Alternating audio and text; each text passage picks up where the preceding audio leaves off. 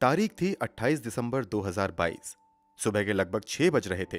तभी पश्चिम बंगाल के हावड़ा जिले के एक अस्पताल में एक व्यक्ति रोता हुआ भागते हुए आता है और कहता है कि रास्ते में 3 लोगों ने मेरे साथ मारपीट की है और मेरी पत्नी को गोली मार दी है। गोली लगने की बात सुनते ही अस्पताल में हड़कंप मच जाता है और डॉक्टर भागते हुए कार तक आते हैं। गोली बिल्कुल कान में सटाकर मारी गई थी। जांच के तुरंत बाद गाड़ी में पड़ी महिला को मृत घोषित कर दिया जाता है। पता करने पर पता चलता है कि मरने वाली महिला कोई आम महिला नहीं, बल्कि झारखंड की एक जानी मानी डांसर और एक्ट्रेस है। वैसे तो इनका असल नाम रिया कुमारी था, मगर एंटरटेनमेंट इंडस्ट्री में ये ईशा आलिया नाम से मशहूर थीं। क्योंकि मामला काफी हाई प्रोफाइल लग रहा था, इसलिए पश्चिम बंगाल पुलिस तुरंत हरकत में आती है और जांच पड़ताल शुरू हो जाती है। शुरुआती जांच में ही पुलिस को कुछ ऐसे क्लूज मिलते हैं जिससे केस का पूरा रुख ही बदल जाता है। और फिर जैसे जैसे जांच आगे बढ़ती है, कई हिला देने वाले खुलासे होते हैं।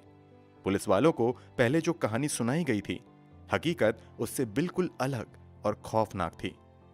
तो आखिर रिया कुमारी उर्फ ईशा आलिया की मौत की वजह क्या थी? उनकी हत्या किसने की थी और इस केस में अब तक क्या कुछ हुआ है? जानने के लिए इस वीडियो में आखिर तक बने रहिए। यकीन मानिए, कातिल और कत्ल की वजह के बारे में जानकर आप शॉक्ड रह जाएंगे। जांच में इस कत्ल का इंश्योरेंस कनेक्शन भी सामने आता है। वो कैसे, जानेंगे आगे। फिलहाल वीडियो में आगे बढ़ने से पहले जल्दी से क्राइम की कहानी चैनल को सब्सक्राइब करके बेल आइकन दबा लीजिए। तो चलिए अब कहानी शुरू करते हैं। अब तक आपको अंदाजा हो गया होगा कि हम रिया कुमारी उर्फ ईशा आलिया की बात कर रहे हैं। वही ईशा आलिया जो कुछ महीने पहले तक कई स्थानीय भाषाओं की एंटरटेनमेंट इंडस्ट्री की जानी मानी चेहरा हुआ करती थीं। यूट्यूब की दुनिया में इनके लाखों चाहने वाले थे और आज भी हैं। रिया का जन्म एक मिडिल क्लास फैमिली में हुआ था, मगर इनके सपने काफी बड़े थे। पढ़ाई के साथ साथ बचपन से ही इन्हें एक्टिंग का शौक था और इसी शौक को पूरा करने के लिए ये मौके की तलाश में लग जाती हैं। बहुत जल्द इन्हें मौका भी मिल जाता है। बहुत कम उम्र में ही ये म्यूजिक एल्बम में काम करना शुरू कर देती हैं। देखते ही देखते लोग इन्हें काफी पसंद करने लगते हैं और फिर ये झारखंड के अलावा दूसरे राज्यों के भी स्थानीय भाषा की म्यूजिक एल्बम में काम करने लगती हैं। उन्होंने अपना करियर रिया कुमारी के तौर पर शुरू किया था, मगर देखते ही देखते ये ईशा आलिया के तौर पर पहचाने जाने लगती हैं। जैसे जैसे रिया कुमारी की लोकप्रियता बढ़ती है, उन इंडस्ट्रीज में काम करने वाले बड़े डायरेक्टर और प्रोड्यूसर भी रिया को अपनी एल्बम में लेने लगते हैं और बदले में इन्हें काफी अच्छा पैसा भी मिलने लगता है। काम के सिलसिले में ही एक दिन रिया की मुलाकात प्रकाश कुमार नाम के एक व्यक्ति से होती है।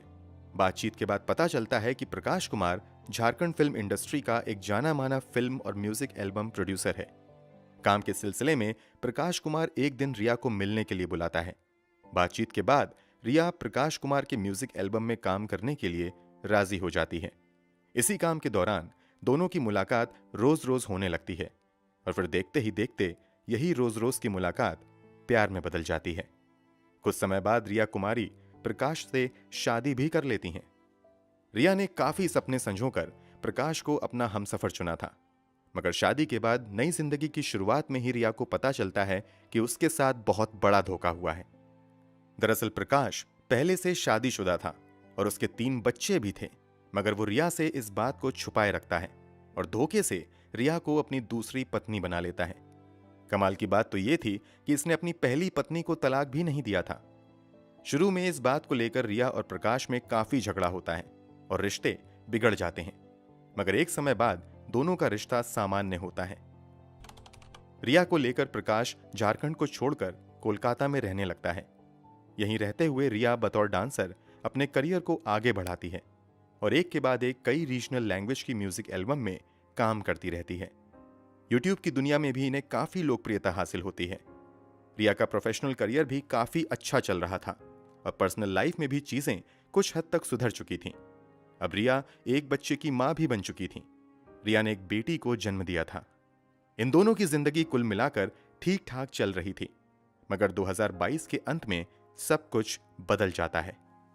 हमेशा की तरह नए साल के कुछ दिन पहले रिया अपने पति के साथ काम के सिलसिले में झारखंड आती हैं और फिर 28 दिसंबर 2022 को झारखंड से वापस कोलकाता जाने लगती हैं।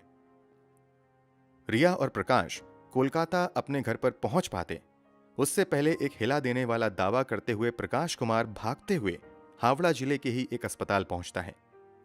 प्रकाश के दावे के मुताबिक वो हावड़ा के बगनान क्षेत्र के NH-16 के करीब सुबह सुबह कुछ जरूरी काम से गाड़ी से उतरा ही था कि तभी वहां पर 3 नकाबपोश लोग आते हैं और वो प्रकाश के साथ मारपीट कर उसका सामान लूटने की कोशिश करने लगते हैं।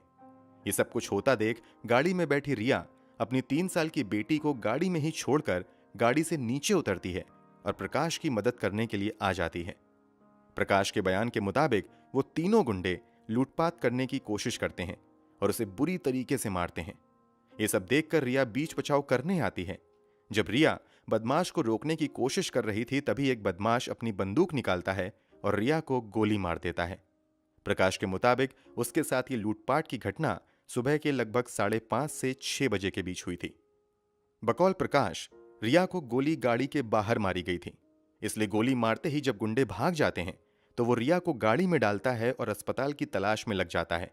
थोड़ी दूर आगे जाने के बाद उसे कुछ लोग दिखाई देते हैं। इनसे वो पूछता है कि क्या आसपास कोई अस्पताल है। जवाब में वहां मौजूद लोग प्रकाश को एक स्थानीय अस्पताल के बारे में बताते हैं। प्रकाश भागते हुए अपनी पत्नी को लेकर वहां जाता है और सारी बातें सुनाता है। प्रकाश की बातें सुनते ही डॉक्टर की टीम कार तक आती है और जांच करते ही कंफर्म कर देती है कि रिया कुमारी की मौत हो चुकी है। रिया की मौत की बात सुनते ही प्रकाश पागलों जैसी हरकत करने लगता है और चीखना चिल्लाना शुरू कर देता है। इतनी देर में अस्पताल प्रशासन की ओर से दी गई जानकारी के बाद कोलकाता पुलिस की एक टीम भी अस्पताल पहुंच जाती है और कागजी कार्यवाही पूरी करने के बाद रिया के शव को पोस्टमार्टम के लिए भेज दिया जाता है, जबकि प्रकाश को वहीं बैठने के लिए कहा जाता है। जिस गाड़ी से प्रकाश और रिया ट्रैवल कर रहे थे उस गाड़ी को भी पुलिस जब्त करके फॉरेंसिक जांच के लिए भेज देती है। पुलिस प्रकाश से घटना के बारे में पूछताछ शुरू करती है। शुरुआती दौर की ही पूछताछ में प्रकाश का बयान बदलने लगता है। पहले वो कहता है कि वो पेशाब करने के लिए गाड़ी से उतरा था। थोड़ी देर बाद वो कहता है कि बेटी रोने लगी थी, इसलिए हमने गाड़ी रोकी थी। कुल मिलाकर बदलते बयान से पुलिस संतुष्ट नहीं हो पाती है और प्रकाश से पूछताछ का सिलसिला लंबा होता चला जाता है।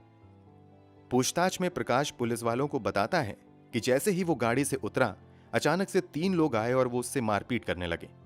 जब वो तीनों प्रकाश को मार रहे थे तो बीच बचाव करने रिया आती है। प्रकाश के मुताबिक रिया के आते ही उन तीनों में से एक व्यक्ति अपने पास से पिस्तौल निकालता है और रिया की कान में बिल्कुल सटाकर गोली चला देता है। पुलिस को प्रकाश के इस बयान पर भरोसा नहीं होता है क्योंकि प्रकाश के शरीर पर चोट के एक भी निशान नहीं थे। ऐसा कैसे हो सकता है कि एक तरफ दूसरे को गोली मार दी जाए जबकि उसी के साथ मौजूद दूसरे शख्स को खरोंच तक न आए। प्रकाश ने दावा किया था कि NH-16 के महेश रेखा ब्रिज के पास उसने अपनी कार रोकी थी। पुलिस इस पर भी सवाल करती है क्योंकि ये वैसी जगह थी जहां पार्किंग के लिए कोई जगह नहीं थी, तो आखिर यहां पर प्रकाश अपनी कार कैसे रोक सकता है। पुलिस के सामने प्रकाश बयान देता है कि 3 लोगों ने उन पर हमला किया। जब पुलिस इस दावे की पुष्टि के लिए उस इलाके में मौजूद सभी CCTV फुटेज को खंगालना शुरू कर देती है, पुलिस को एक भी ऐसा CCTV फुटेज नहीं मिलता है जिससे यह पता चले कि कोई प्रकाश की गाड़ी का पीछा कर रहा हो। मतलब कुछ भी संदिग्ध नहीं था। इतनी पूछताछ के बाद पुलिस के लिए शक के दायरे में प्रकाश कुमार खुद ही आ जाता है। हालांकि पुलिस आगे कोई कार्रवाई करने से पहले कार की फॉरेंसिक जांच तथा रिया की पोस्टमार्टम रिपोर्ट का इंतजार करने लगती है। जब रिया की पोस्टमार्टम रिपोर्ट आती है तो एक अलग ही खुलासा होता है।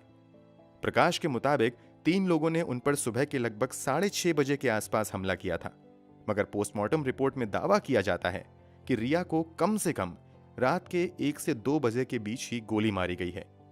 कार से जुड़ी रिपोर्ट भी पुलिस के सामने आती है तो पुलिस का प्रकाश पर शक यकीन में बदल जाता है। दरअसल फॉरेंसिक रिपोर्ट के मुताबिक जांच में कार के अंदर 9mm बुलेट का खोखा मिलता है। अब अगर प्रकाश के दावे के मुताबिक रिया को गोली गाड़ी के बाहर मारी गई थी तो आखिर ये खोखा गाड़ी के अंदर क्या कर रहा था। इधर पुलिस अपनी जांच कर ही रही थी कि रिया की मौत की खबर सुनकर रिया का भाई और मां रांची से कोलकाता आ जाते हैं और प्रकाश पर अपनी बेटी की हत्या का मामला दर्ज करवाते हैं। ये लोग एक और खुलासा करते हैं कि लगभग कुछ दिन पहले ही रिया और प्रकाश का काफी झगड़ा हुआ था। उसके बाद प्रकाश घर छोड़कर चला गया था। हालांकि वो अचानक से वापस घर आया और फिर रिया को कोलकाता लेकर चला आया। रिया की मां एक और खुलासा करती हैं कि इससे पहले भी प्रकाश ने रिया की जान लेने की कोशिश की थी, मगर वो तब बच गई थी। अब पुलिस वाले सख्ती से पूछताछ का सिलसिला शुरू करते हैं, तो आखिरकार प्रकाश कुमार का सारा झूठ बेनकाब हो जाता है। पूछताछ में खुलासे के मुताबिक रिया से प्रकाश ने शादी जरूर कर ली थी, मगर यह शादी उसने सिर्फ रिया का पैसा हड़पने के लिए की थी। रिया को दिखाने के लिए वो अपनी पत्नी से अलग रहता था, जबकि वास्तव में वो अभी भी पहली पत्नी के कांटेक्ट में था। शादी के कुछ ही समय बाद प्रकाश रिया को अपने रास्ते से हटाने की साजिश में लग जाता है, मगर कई कोशिशों के बावजूद वो कामयाब नहीं होता है। अंत में प्रकाश अपने एक भाई संदीप कुमार के साथ मिलकर रिया के खिलाफ साजिश करता है और ये सभी मिलकर प्लानिंग करते हैं कि क्यों ना रिया की हत्या कर दी जाए और फिर इस हत्या को लूटपाट की कोशिश में की गई हत्या का रूप दे दिया जाए। इसी के बाद रिया से झगड़ा होने के बावजूद प्रकाश वापस रिया के पास आता है। कुछ दिनों तक खुशी खुशी उसके साथ रहता है और फिर अपनी साजिश को अंजाम तक पहुंचाने के लिए रिया को लेकर कोलकाता के लिए निकल जाता है। मगर रास्ते में ही जब रिया को नींद आ जाती है तो प्रकाश का भाई संदीप कुमार सोई हुई रिया के सर में बिल्कुल सटाकर गोली मार देता है। इसके बाद संदीप वहां से भाग जाता है, जबकि इस मर्डर को लूटपाट की कोशिश में की गई मर्डर का रूप देने के लिए प्रकाश रिया के शव को बड़ी सावधानी के साथ गाड़ी में रखकर आगे बढ़ता रहता है और फिर अस्पताल ले जाकर अपनी बनी बनाई कहानी सुनाता है। खुलासे के बाद तुरंत यानी हत्या के अगले ही दिन 29 दिसंबर 2022 को ही रिया के पति प्रकाश कुमार को गिरफ्तार कर लिया जाता है। प्रकाश ने अपने बयान में हत्या की साजिश में अपने भाई संदीप को भी शामिल बताया था, इसलिए पुलिस की कई टीम संदीप की तलाश में लग जाती हैं और फाइनली 31 दिसंबर 2022 को संदीप को भी गिरफ्तार कर लिया जाता है। अब पुलिस रिया के 2 कातिलों को गिरफ्तार कर चुकी थी। रिया के परिवार वालों ने आरोप लगाया था कि इस साजिश में प्रकाश की पहली पत्नी भी शामिल है। पुलिस की जांच में एक और व्यक्ति का नाम आता है जिसने प्रकाश और संदीप को बंदूक उपलब्ध करवाई थी और उस व्यक्ति का नाम भी संदीप ही था। अब पुलिस इस दूसरे संदीप की तलाश में लग जाती है, मगर कई हफ्तों के बीत जाने के बाद भी संदीप का कहीं अता पता नहीं चलता है। हालांकि कोलकाता पुलिस हिम्मत नहीं हारती है और दिन रात की मेहनत के बाद बिहार की राजधानी पटना के पास के एक गांव से गुप्त सूचना के आधार पर 2023 के फरवरी महीने में संदीप को गिरफ्तार कर लिया जाता है। पुलिस को इस दर्दनाक हत्याकांड में शामिल तीनों अपराधियों का पता चल चुका था, मगर पुलिस अभी भी इस हत्या के वास्तविक कारणों का पता नहीं लगा पाई थी। पहले तो दावा किया गया था कि प्रकाश बस रिया से पीछा छुड़ाना चाहता था, इसलिए उसने ये हत्या करवाई, मगर आगे की जांच में खुलासा होता है कि वास्तव में प्रकाश लाखों के कर्ज में डूबा हुआ था। उसका पिछला कुछ फिल्मी प्रोजेक्ट फ्लॉप हो गया था, इस कारण वो कर्ज चुका नहीं पा रहा था। इसी के बाद वो तय करता है कि अगर रिया की एक्सीडेंटल डेथ हो जाए तो रिया का जो लाखों रुपए का इंश्योरेंस है वो पैसा उसे मिल जाएगा। इन पैसों के बल पर वो अपना कर्जा भी चुका सकता है और फिर ऐश मौज की जिंदगी भी काट सकता है। प्रकाश अपना ये प्लान अपने भाई से डिस्कस करता है और इसी के बाद ये लोग तय करते हैं कि रिया को खत्म कर दिया जाएगा और फाइनली साजिश के तहत 28 दिसंबर 2022 को रिया की हत्या कर दी जाती है। जब रिया की हत्या की गई थी उस समय कार में रिया की एक 3 साल की बेटी भी मौजूद थी। जब रिया को गोली मारी गई थी तब ये बच्ची भी सो रही थी, इसलिए ये पुलिस को बहुत कुछ नहीं बता पाती है। ऊपर से मां के मरने से ये इतने ज्यादा गहरे सदमे में चली जाती है कि ठीक ढंग से कुछ भी नहीं बता पाती है। फिलहाल इस केस की मौजूदा स्थिति की बात करें तो ये तीनों आरोपी जेल की हवा खा रहे हैं। ये पूरा मामला अभी कोर्ट में है, जहां पूरी सुनवाई के बाद सजा का ऐलान होना बाकी है। वैसे तो ये अदालत तय करेगी कि रिया के कातिलों को क्या सजा दी जाए, मगर आपके अनुसार इन आरोपियों का अगर गुनाह साबित हो जाता है तो इसे क्या सजा मिलनी चाहिए, कमेंट बॉक्स में जरूर बताएं। अगर आपने अब तक इस चैनल को सब्सक्राइब नहीं किया है तो जल्दी से चैनल को सब्सक्राइब कर लीजिए, साथ ही बेल आइकन दबाकर नोटिफिकेशन भी जरूर ऑन कर लीजिए। क्राइम की दुनिया से जुड़ी ऐसी ही दिल दहला देने वाली सच्ची कहानियों के लिए हमारे साथ जुड़े रहें। धन्यवाद।